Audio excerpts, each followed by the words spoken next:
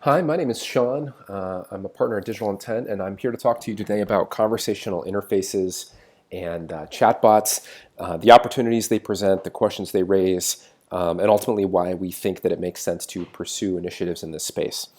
Um, as I mentioned, I'm Sean. I'm a partner at Digital Intent and founder Equity here in Chicago, and I teach digital marketing at Kellogg in the innovation program. And Digital Intent is what we call sort of an innovation team in a box. We're an innovation development firm, and we help Fortune 500,000 companies identify product opportunities that can manifest themselves in digital solutions, and then we design and build them for them, and then in many cases actually help them try to get traction and help them grow. And a big part of what we do is try to identify emerging opportunities, emerging platforms, and look for ways to kind of help businesses leverage them. And obviously, that kind of leads us to what we're talking about today, which is kind of the conversational interface and the rise of chatbots and all that kind of thing.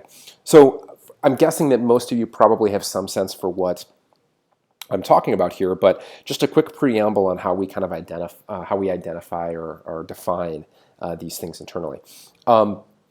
In the past, we communicated with computers via the terminal at the command line. It required people to kind of have a working knowledge of the guts of the machine. It required very precise syntax, all that kind of thing. And eventually we moved to this second sort of wave, which we called the graphical interface. And it made it much easier to interact with a machine. In many cases, it leveraged mental models kind of from the physical world to represent digital artifacts. But rather than having to remember very precise syntax, I could just point and click and all of that kind of thing, and the system would be responsive. But a third wave has kind of emerged, and it's what we're calling the conversational interface. And in some ways, or many ways, it kind of returns to the simplicity of the command line in that it is primarily a text-based medium. But I think it differs in that rather than requiring the user to know exact commands, it offers them the ability to kind of interact with a machine or even a person behind a machine using natural language, which at a minimum makes it much more user-friendly than the command line, and at best is actually able to parse complicated requests and execute them kind of in real time and return a result to the user that feels almost magical. In short, we've kind of moved from a paradigm of us having to learn how to interact with computers to a world now where computers are learning how to interact with us, which is pretty exciting stuff. I should state at the outset that conversational interfaces does not necessarily mean bots. Now, a lot of what we're going to talk about today are bot related, and bots can certainly interact with users through conversational interfaces, but you can also augment conversational interfaces with humans or even have them rely entirely on humans. I should also state that even though we're going to be talking a lot about these bot platforms and Facebook Messenger and all that kind of thing, conversational interfaces lend themselves just as well to native app experiences. They're fantastic for onboarding new users. There are many use cases, some of which we'll discuss today, that are just as relevant outside of the big messaging platforms. And if you're leveraging bots or any of that kind of thing, you can actually leverage the same technology, which is cool. Last kind of bit of sort of background.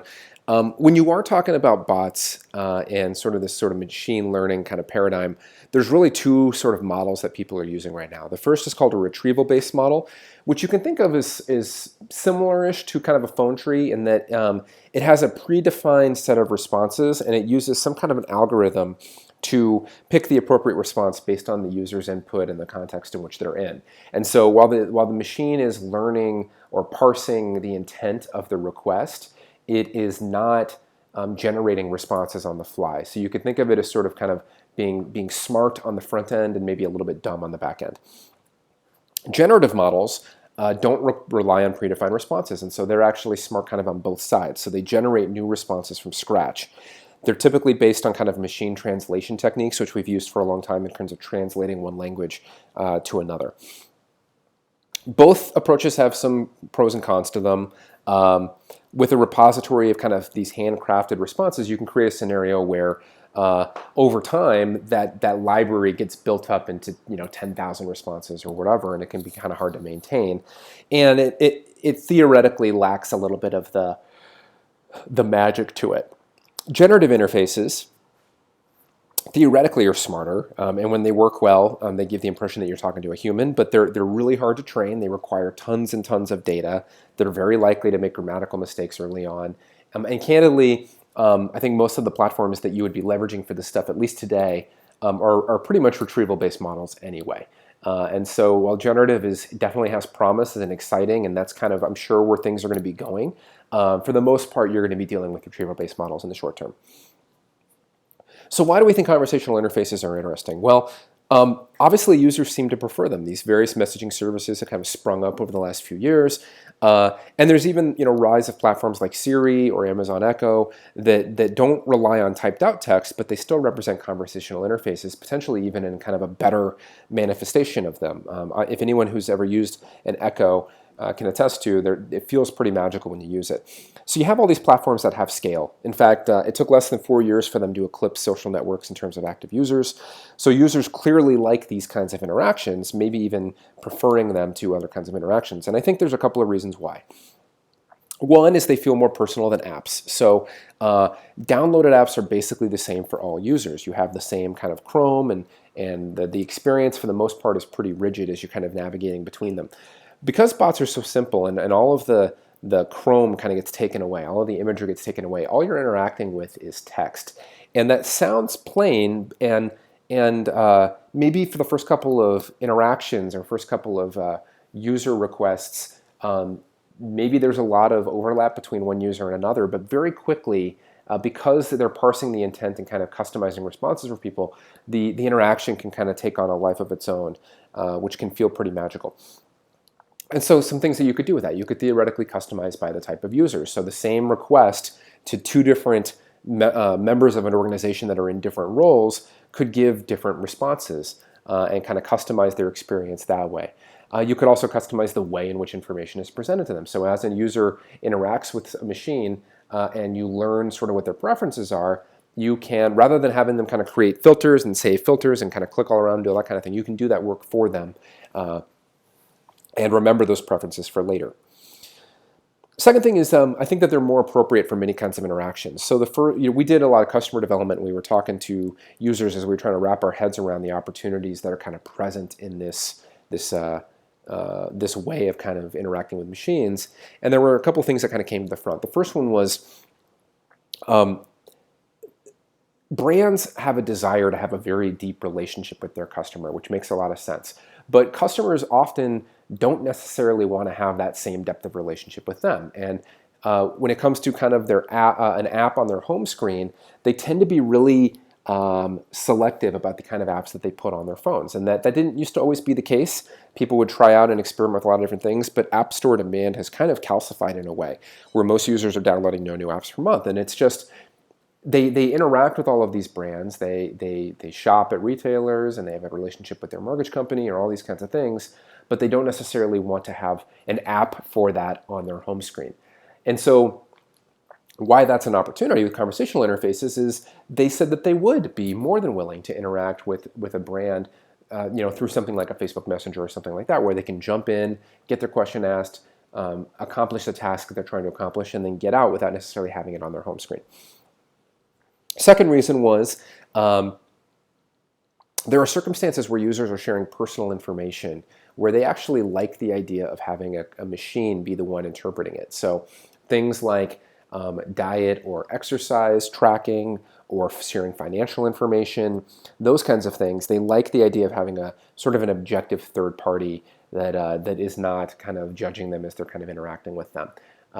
And one other thing about that too is they actually said that if the user, assuming that the responses are accurate, they would rather communicate with a bot in real time than a user who has to go and hunt for an answer for them and where there's kind of a lag. So the delay and the latency is kind of an important variable there too.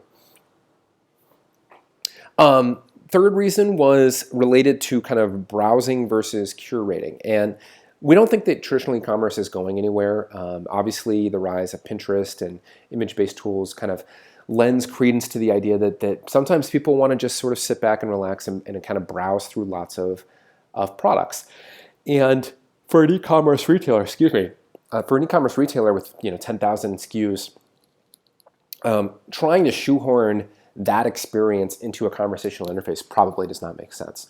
But there is a good opportunity there from a curation perspective where they could have a different kind of experience that's kind of more that more fits the modality of a conversational interface. And there's times where people actually want your help and want you to say, hey, I don't want to look through 10,000 items. I want you to kind of pick 5 or 6 items that would be perfect for me. And the last thing kind of related to kids. So there are, anybody that has a teen kind of knows how they consume content very differently than we do.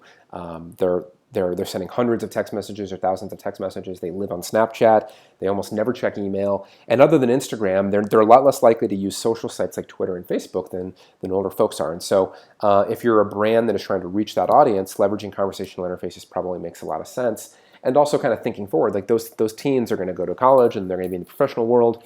It's likely that these habits they've kind of developed and the preferences that they've sort of established in terms of how they want to interact with machines will carry forward. And so it's likely that they will have a stronger preference for this kind of going forward as well. The third reason why we think conversational interfaces are so interesting is that they're available whenever kind of a user wants them. And so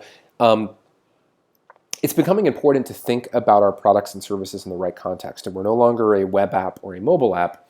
Those are simply delivery mechanisms for the product or service that we happen to offer. And that sounds very obvious, but you can get kind of tunnel vision and kind of locked into the idea that we're a mobile app or a web app or something like that. And so smart companies have been experimenting with this kind of stuff. Taco Bell implemented a chatbot inside of Slack. Domino's Pizza implemented where you could order a pizza actually from a tweet. And something, just a quick aside there, something that's really important is in order to execute on something like that successfully, you have to have a mechanism to understand user preferences really well. So in Domino's case, they have kind of a user profile that you can select sort of, this is my go-to. All other things being equal, or generally speaking, I'm going to order a medium pepperoni pizza or whatever. And by saving that preference, all I have to do is tweet at them with even like a pizza emoji, and it'll know what that means, and it'll send me a medium pepperoni pizza. So having a mechanism to capture preferences like that becomes really important in order to execute on conversational interface as well. Another example is Uber, allowing you to order a ride from a variety of platforms, Facebook Messenger, from your Echo, that kind of thing. And the Echo one is pretty clever too, because you realize, again, they understand context, because they know your location, because an Echo is sort of a stationary device, and it is either at your house or at your job or whatever. And so they understand context that way. So it can literally be as simple as saying a single sentence, and it'll route you in the right way. One other kind of quick aside around this kind of concept is users also told us they like the idea of being able to interact with multiple divisions of a brand from a single interface. And so rather than having to call a different phone number for sales versus customer support or whatever, they can ask that question through a single kind of text input or command line or whatever, and have the system route them to the appropriate person. And with the right integrations, that's relatively easy to do, and creates a much better experience for the user. And then the last thing is that you have the ability to kind of make non-experts into experts. And so through integrations, you can kind of take disparate or complex systems and you can translate them into kind of bite-sized actionable information that customers could leverage. So this is an example of a development firm that leveraged Google Analytics API to basically surface the stuff that is most relevant to a user. So Google Analytics is sort of like an iceberg, and you can really dig down into it, and there's all kinds of stuff that it could do. But if I could interact with that data through a text or a conversational interface, it becomes pretty interesting, because I can get just the exact information that I want to get out of it and no more. So that was kind of a pretty cool opportunity as well. So for all these reasons, it's not unreasonable to envision a scenario where your home screen kind of becomes the messaging app or multiple messaging apps, where you've got all of these kind of threaded conversations with your friends and with brands kind of happening sort of interchangeably. That's not an unreasonable kind of future to sort of envision. And so having some space on that screen becomes pretty important, obviously. So assuming that you've kind of bought into this idea that conversational interfaces are important and you want to kind of dip your toes in it, how do you go about doing that? It's important to the first thing to say is that building a bot is easy. You can build one in a weekend. Building a bot that actually does useful things, though, can actually be pretty hard. Because you think about it, in the middle, you've got kind of your bot brain, and we'll say that let's assume that's sort of a retrieval-based model, but it's able to take input from you, understand your intent, and then spit something back to you. In order for it to do something meaningful, there's this whole kind of underlying layer that has to happen. Obviously, you've got a database or some sort of system that represents kind of your unique sort of delivery vehicle in terms of the product or service that you're kind of delivering. And so it needs to pull data from that system somehow. And then very often you have integrations with other platforms. So I want to integrate with Salesforce, or I want to integrate with my e-commerce platform or whatever to kind of serve up the right data. It needs to be able to stitch all of that stuff together and be able to kind of pull from those relevant data sources when needed and deliver that data back to them. Many of these systems you need to augment, at least in the beginning, with some sort of human intervention. And so you need agents that are either able to interact directly with users or at a minimum are able to kind of track the conversations that are kind of happening so that they can iterate on your interface and kind of improve it over time. And then obviously you have the platforms themselves, each of which kind of have a different modality and different way of kind of communicating with users. They leverage their own technology and syntax and code and all that kind of thing. And there's different expectations that users have. And so users will expect to have a different kind of interaction inside of Slack than they would inside of Facebook Messenger or through their Amazon Echo. And so kind of getting all that stuff all that plumbing kind of tied together, obviously you can see it becomes a little bit more elaborate.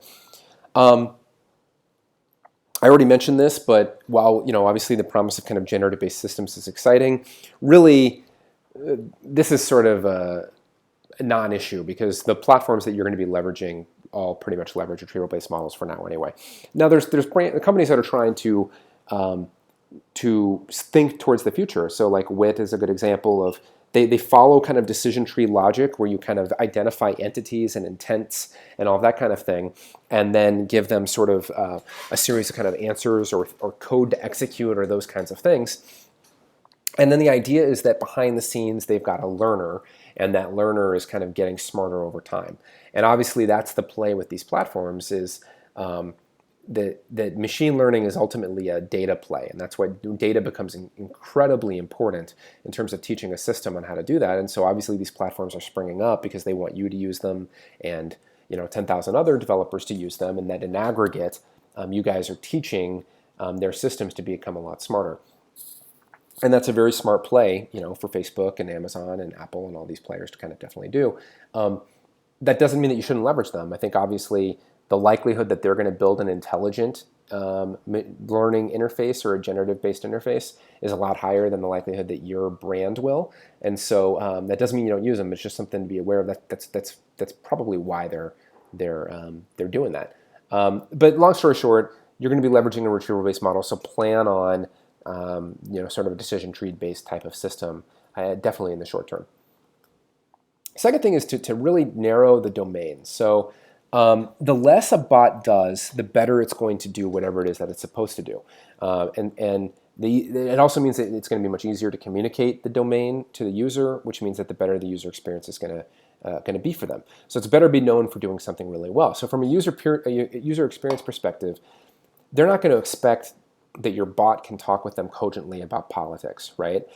They may try and test the edges, and you see very often that's one of the first things that people very often do with conversational interfaces is they try to figure out what can the bot answer and what can the bot not answer.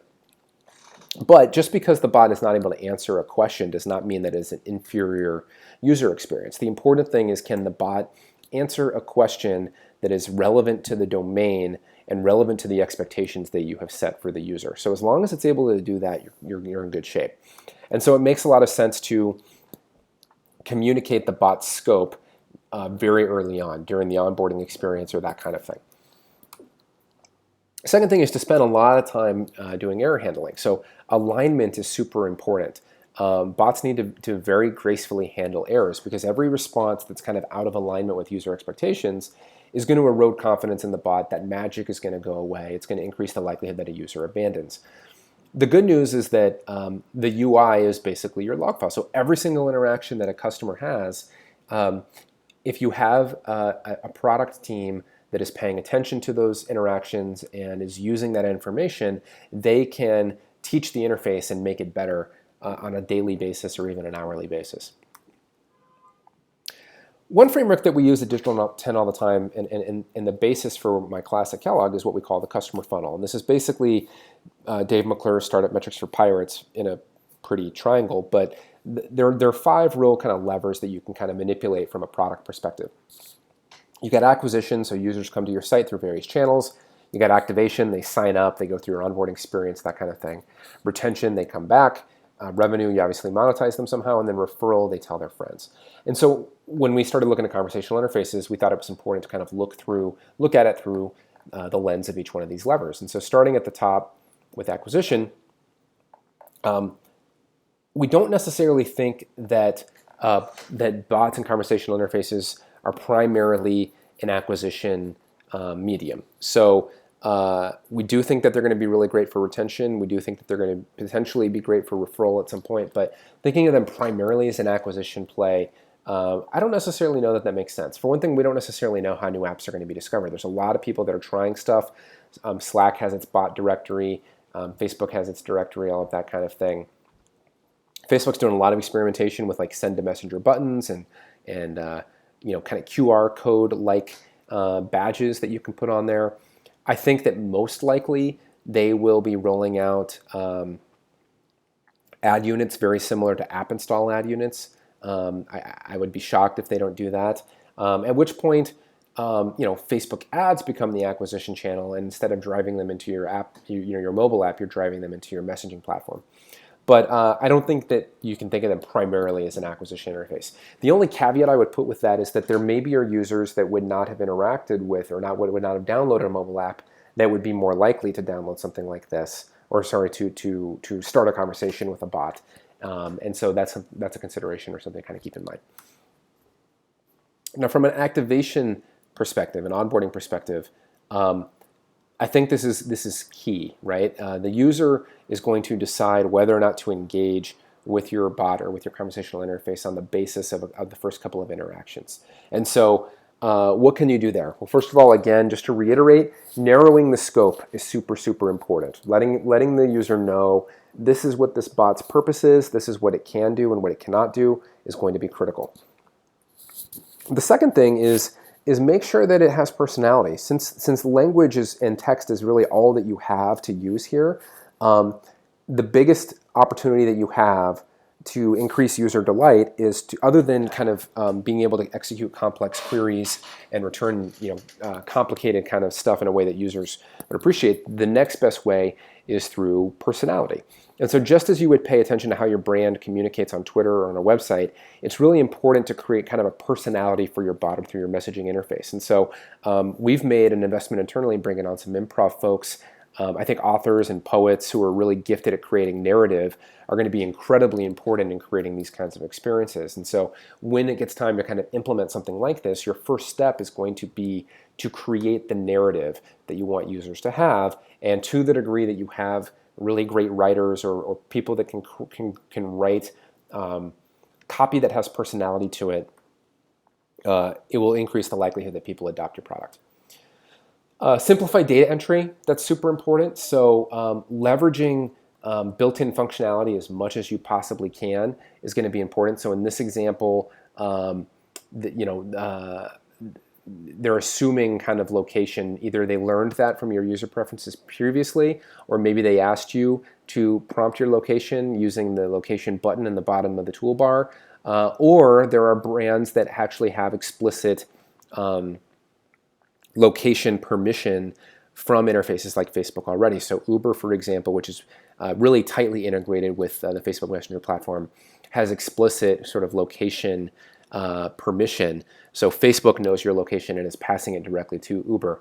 It does not appear that that's functionality that they've opened up to the larger community yet, other than kind of their sort of preferred list or initial list of kind of brands that have built bots on the platform. But it's not unreasonable to assume that that's going to be the direction that they're going in. And so to the degree that they do that, if you can leverage user preferences or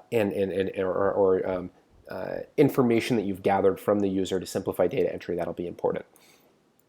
The point is that you kind of want to avoid a situation where you have to replicate phone trees. Even though retrieval-based models, you can think of them as sort of like a phone tree, you want to avoid kind of this scenario here where you're having to kind of tap on answer 12 different questions before it can show you something.